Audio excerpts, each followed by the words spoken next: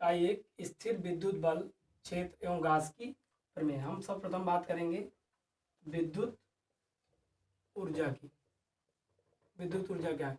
जिस पदार्थ में हल्की वस्तुओं का आकर्षित करने का गुण हो जाता है उसे क्या कहते हैं? विद्युत ऊर्जा। हल्की वस्तुओं को आकर्षित करने का गुण उत्पन्न हो जाता है उसे क्या कहते हैं? विद्युत ऊर्जा। फिर हम बात करते हैं आवेश की। आवेश क्या है? किसी पदार्थ का वह गुण जिसके कारण चुंबकीय क्षेत्र या विद्युत क्षेत्र प्रभाव उत्पन्न हो जाता है। विद्युत क्षेत्र या फिर चुंबकीय क्षेत्र प्रभाव उत्पन्न हो जाता है उसे क्या कहते हैं?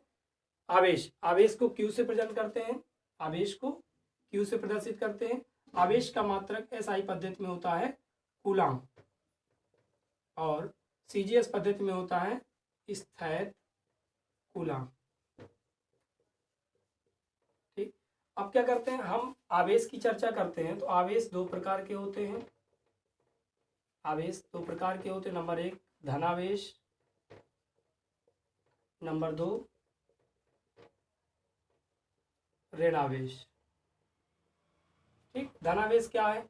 जिस पदार्थ में इलेक्ट्रॉनों की कमी होती है, जिस पदार्थ में इलेक्ट्रॉनों की कमी होती है उस पदार्थ में उत्पन्न आवेश को धनावेश कहते हैं। जिस पदार्थ में इलेक्ट्रॉनों की कमी होती है उसमें जो उत्पन्न आवेश होता है उसे क्या कहते हैं?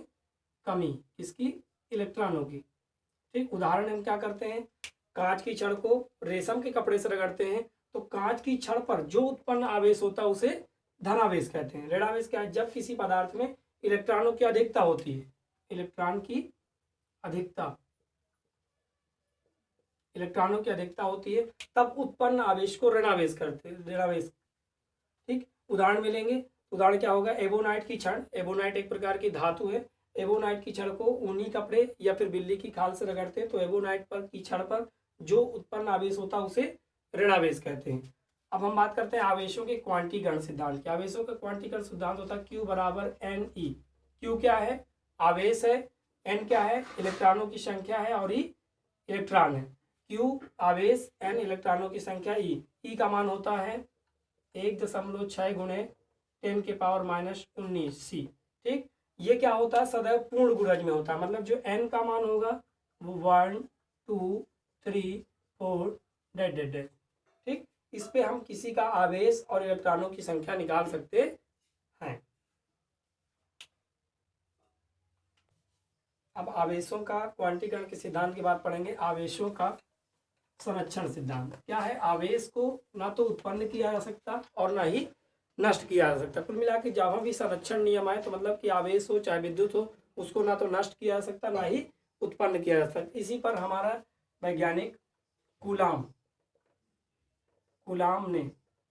नियम, ठीक, इसे कूलाम का नियम या बिंदु आवेशों के मध्य बल कहते हैं। सन 1785 में चार्ल्स आंगस्टन कूलाम ने किन्हीं दो बिंदु आवेशों के मध्य बलों की गणना की जिसे कूलाम का नियम कहते हैं। कूलाम के नियम अनुसार किन्हीं भी दो बिंदु आवेश, जैसे हमने मान लो Q1 और यहाँ मान लिया Q2, किन्हीं भी दो बिंदु आवेशों के मध्य लगने वाले आकर्षण और प्रतिकर्षण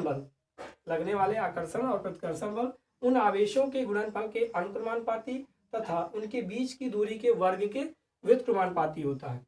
ठीक, ऐसा कूलाम ने नियम दिया।